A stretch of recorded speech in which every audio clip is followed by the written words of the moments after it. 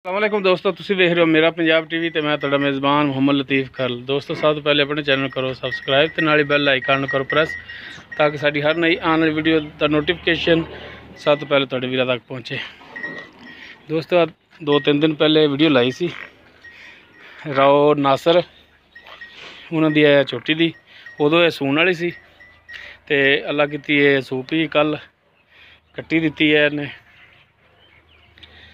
ये भाई तारक महमूद साहब ने मंडी बहावुद्दीन च उन्होंने खरीद की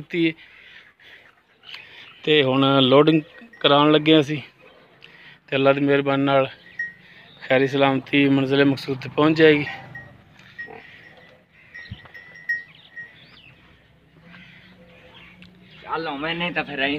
आगे चाक टुर पो इंशाल्लाह खैरी सलामती मंजिल मकसूद ते पहुँच जाएगी। ये 2 लाख रुपए दे विच खरीद की भाई तारक ने। पैसे मालकां नूं अदा हो गए ने।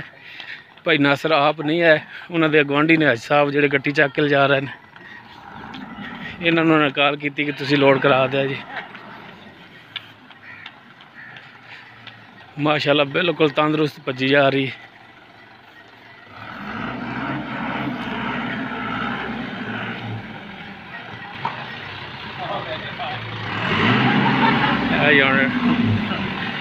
डाले दे विच लोड करानी है इसते एक विच पहले लोड है ये उन्होंने भाई नदीम उन्होंने तो खरीद की सी।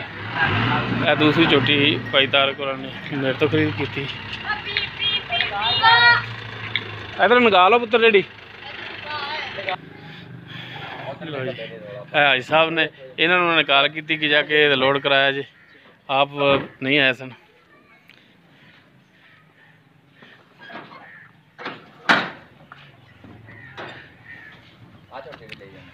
हाँ जी पहले वो कट्टी ने अंदर लै जा जी।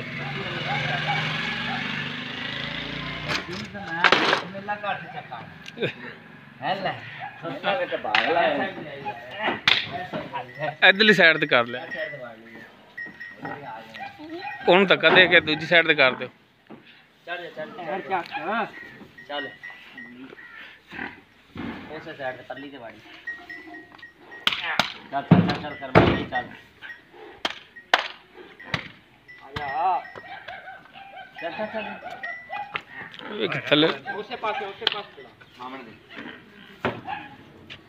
इधरों आसरा रखी हेठा ना लै जाए।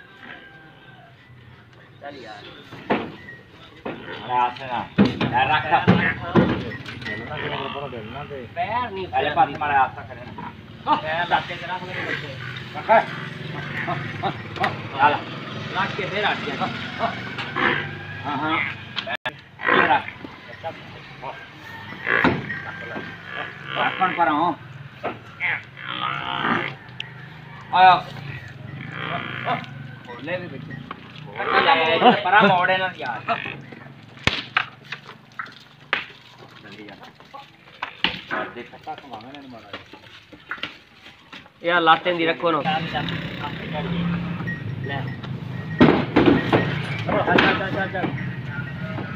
लो जी अल्लाह की मेहरबानी लोड हो गई जी। कट्टी अगे बन दी ना, ये भी बन दिया जी इस पासे बने जी ऐसे कट्टी दे अगे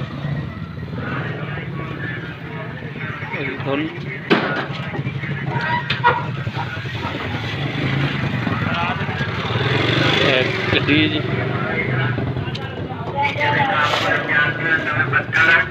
है गड्डी का नंबर है जी।